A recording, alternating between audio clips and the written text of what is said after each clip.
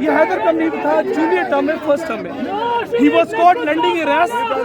मेरे सामने से जेसीबी के जूनियर कैडेट बटालियन की जो ग्राउंड था उस पर ड्रम आउट किया गया sir.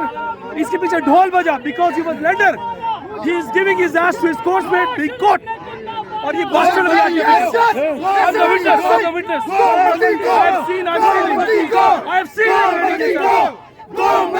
he was called fucking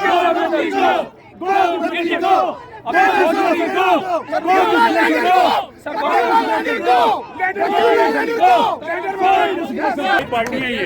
नहीं मुझे बताएं ना, मैं रिक्वेस्ट कर रहा हूँ आपसे कि यार बस आप सवाल कर लिया। चौधरी साहब ये बताएं जरा क्या हो रही है। मतलब आप पीछे से ये भी एजेंडा लेके आते हैं, मतलब आपका काम है सवाल करना।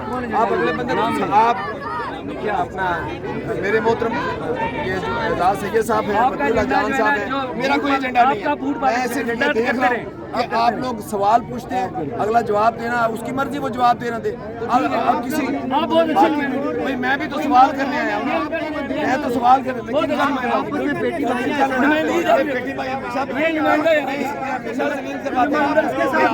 लड़के